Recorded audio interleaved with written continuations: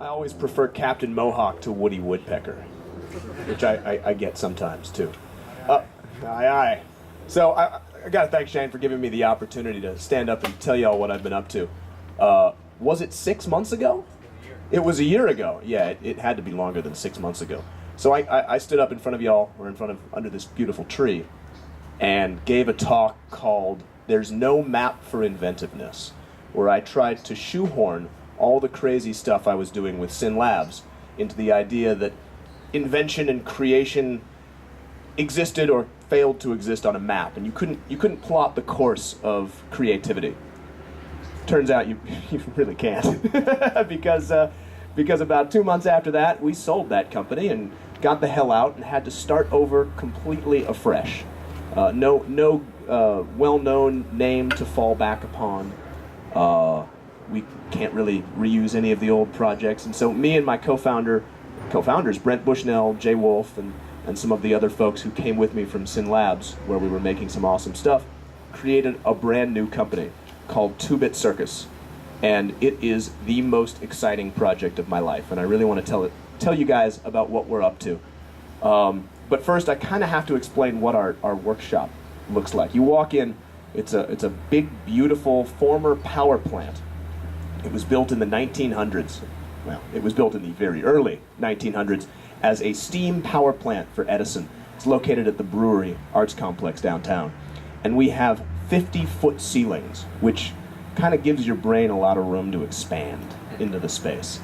And half of our space is dedicated over to desks, where we have a growing staff. We're up to, I think, about 25 now, working on educational software and out-of-home entertainment games and all sorts of fun software projects. The other half of our shop is our workshop, where we build robots and crazy out-of-home entertainment games and make loud noises that disturb all the people trying to program on the other side. So what are we doing? We have been making fun games for years, fun projects, interactive art. Some of you have probably seen some of the stuff I've brought to conferences and mind shares and stuff like that. Interactive art using cameras and projectors and robotics and lasers, and I've been making these as one-offs forever. And I didn't know what to do with them, apart from install them at conferences and whatnot. Figured it out. I figured it out. We're creating a carnival. An entire traveling carnival. We're reimagining all those old carnival games that have been around since the 1700s or so. We're reimagining them with robots and lasers and fire, and we've been hard at work basically recreating simple games using stupidly high technology. Robotics. Let me give you an example. So, does anybody remember the claw game? You know, the cat grabs a little toy and picks it up. Has anybody ever won that game? You've won that game. Ah, we have a winner right here. Turns out on the back of that game there's a little knob. And the unscrupulous carnival owner can turn it down, or as I say, turn up the arthritis.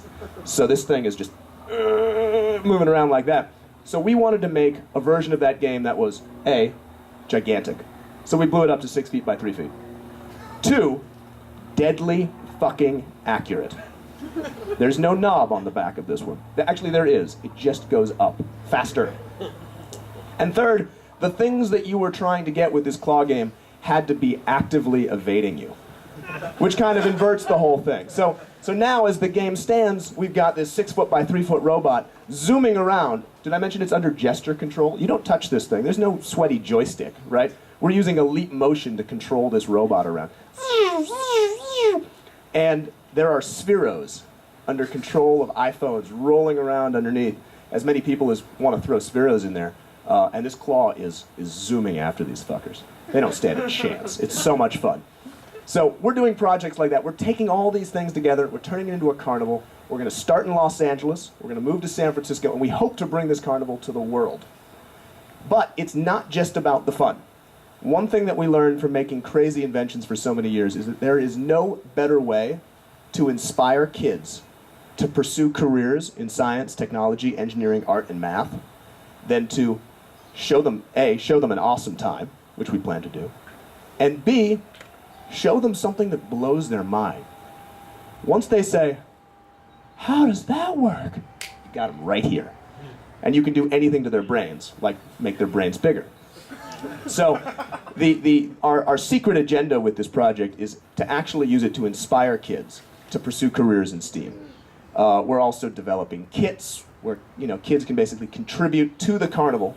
Kind of like a state fair. Bring your largest pumpkin. I don't know much about state fairs actually. I'm not going to pursue that analogy.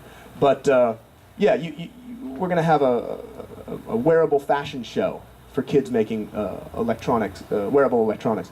We're going to have a musical robot concert where those people who have built appropriate projects ahead of time can showcase their own work.